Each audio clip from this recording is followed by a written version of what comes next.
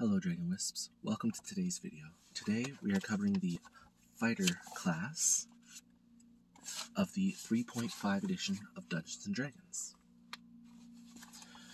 Now, the Fighter is by far the most diverse class available. Actually, specifically built that way. It's not going to be a very long video, actually, to cover it. Fighters, they go well with any race. If you're looking for to maximize feats and skills, generally you go with a human fighter, but that's pretty generic. Here's Regdar, a human fighter. They're your second strongest melee class, first being the Barbarian, of course. But again, that all depends on how you build it. Beautiful thing about fighters is you could have 20 human fighters and they'll all be different in one way or another. So anyway, let's get into it, shall we? So strength and constitution are your two most important abilities, followed by dexterity if you make a light or medium armor fighter. Strength obviously affects how hard you're hitting. Constitution affects your hit points. As a fighter, you're going to generally be a front line, so you're going to want to have high hit points. You can be any alignment. As I said, it's the most diverse. And your hit die is a d10, so you get 10 hit points plus your constitution modifier at level 1, and then an extra d10 plus constitution modifier per level. So let's say you've got a 16 in your constitution, you could be potentially getting up to 13 hit points per level. The skill list is actually very small. The fighter skills are climb, craft, handle animal, intimidate, jump, ride, and swim. Again, you're more concerned about being the frontliner, so having too many skills isn't high on the priority list.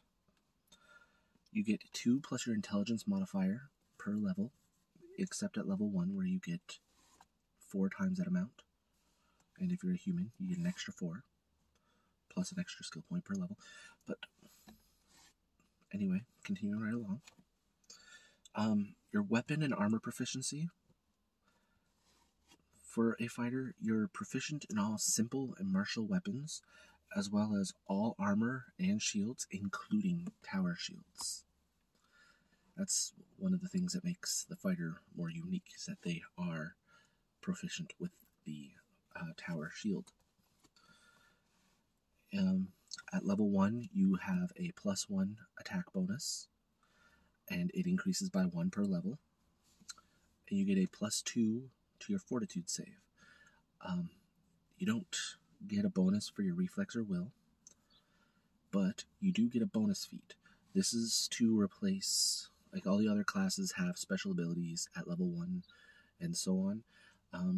But for a fighter, level 1 and every even level, you get a bonus feat instead, which can potentially make him much more powerful than other classes,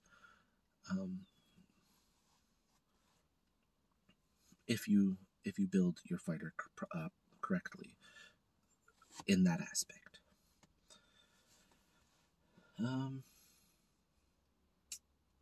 Let's see, I think that's basically that for a fighter. Like I said, it's a short one. There's not a lot to go over. Depending on the DM that you have, there are a specific list of bonus feats for the fighter. I have seen DMs that allow you to just take any feat that makes sense for the character. I tend to stick with the fighter specific bonus feats, but that is something we will cover at a later time. So there you have it. There is the fighter. Like I said, short video, not a lot to go over for that. But anyway, let's see. Now I get to talk about my most and least favorite fighters that I've had. I think my favorite one will either be my first fighter, because you know it's always partial to your first character. But I didn't get to play him much. He was a dwarf, and I think I've already explained that him to you in a previous video, probably the dwarf video. But he is tied with Fintir Tiamat or Tiathar. I think that was his last name. No. Yeah. Because if I'm correct, that translates to Slayer of the Spawn of Tiamat. So that one was a Dragonborn. He was a mercenary who ranked at sergeant in the army that we were serving, because we were in a war campaign. I believe I've explained the stealth bomber thing. If not, I really want to get into it right now. It's really warm in the car right now. But I pulled all sorts of fun stuff with him. So I might do another D&D ramble video in which I will go through a lot of what he did. Pretty sure his name was Fintir Tiathar. Anyway, least favorite?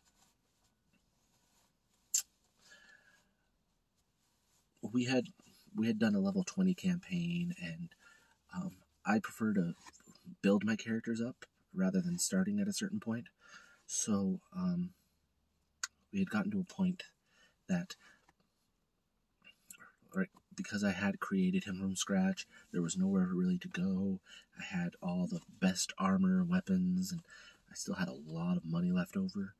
But I don't know, he just didn't really seem like the big one for me, you know?